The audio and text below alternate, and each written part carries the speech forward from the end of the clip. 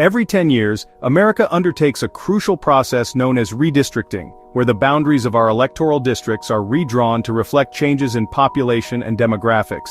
This process is fundamental to our democracy, yet many people don't realize just how much it shapes the political landscape. The lines drawn during redistricting determine who represents us in Congress and state legislatures. The goal is to ensure each district has roughly the same number of people, so every vote carries equal weight. But the way these lines are drawn can have a profound impact on which communities have a voice in government. Fair redistricting is essential to uphold the principle of one person, one vote. When done right, it ensures that every community, no matter how big or small, is fairly represented and has the opportunity to be heard in the halls of power.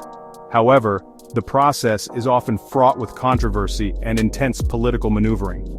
The party in power may be tempted to draw districts that give them an advantage, a practice known as gerrymandering. This can turn redistricting into a fierce political battle, with high stakes for both parties and the public. Gerrymandering can result in districts with bizarre, twisting shapes designed to favor one group over another. This manipulation can dilute the voting power of certain communities, making elections less competitive and less reflective of the people's will. The consequences are serious. Increased polarization, less accountability from elected officials, and a sense among voters that their voices don't matter. When people feel ignored, trust in the system erodes. The fairness of our elections truly begins with how these maps are drawn.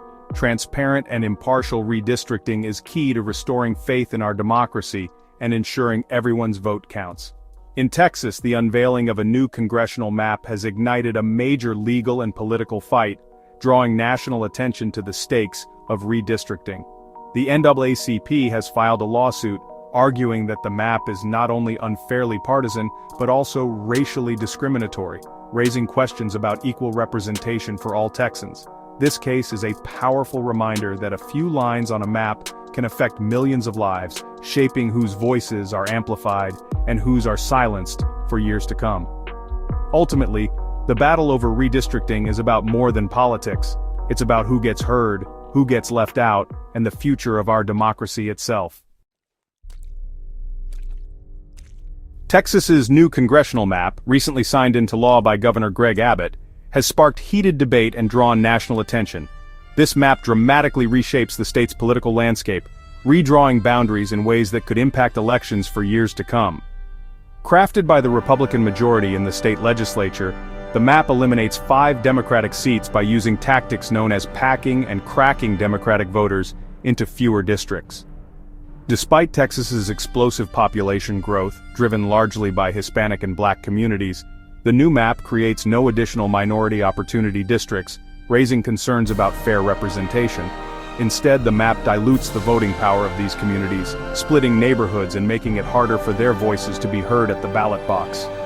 Major urban and suburban areas like Houston, Dallas, and Austin are carved up, with diverse neighborhoods attached to sprawling rural, Republican-leaning districts, further weakening urban influence. The result is that many voters now find themselves in districts where election outcomes are virtually predetermined, leaving them feeling powerless and disconnected from the process.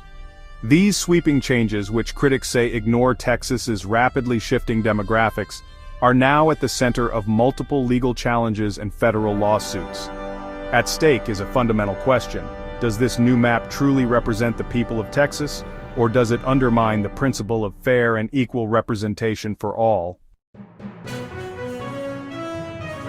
The NAACP responded by filing a federal lawsuit against Texas, naming Governor Abbott and Secretary Nelson. They argue the map was drawn to intentionally weaken Black and Hispanic voting power, violating the Voting Rights Act. The lawsuit demands the courts block the map and order a fairer one. NAACP President Derek Johnson calls it a direct attack on equal representation. The outcome could set a national precedent for voting rights and fair maps. The map's passage followed dramatic political standoffs. Texas House Democrats broke quorum, fleeing the state to block the vote and lobby for federal action. After weeks, Republicans called special sessions until Democrats returned, allowing the map to pass along party lines. For Republicans, it was a major win. For Democrats, a call to shift the fight to the courts. The NAACP lawsuit was filed days later, moving the battle from the legislature to the judiciary. The redistricting fight exposed deep divisions and high stakes in Texas politics.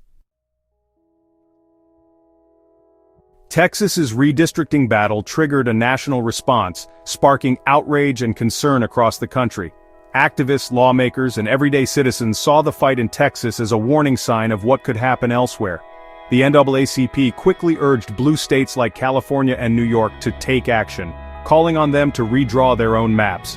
Their goal: to create more Democratic-leaning districts and balance out the aggressive moves made by Texas lawmakers. In response, California's new map, championed by Governor Newsom, proposes adding 5 Democratic seats. But this plan comes with a catch. It must be approved by voters in a costly and highly anticipated special election, drawing both support and criticism. Newsom's office defends the expense, arguing that it's a necessary investment in protecting democracy and ensuring every voice is heard, even as opponents question the price tag and the process. This tit-for-tat escalation has turned redistricting into a fierce partisan arms race, with both sides doubling down on gerrymandering tactics and using every tool at their disposal to gain an edge. The result is a system where voters' choices are increasingly shaped by map-makers and political strategists, rather than by the people themselves, raising questions about the health of American democracy. Now, the future of fair representation hangs in the balance, dependent on court decisions, upcoming elections, and the will of citizens to demand change.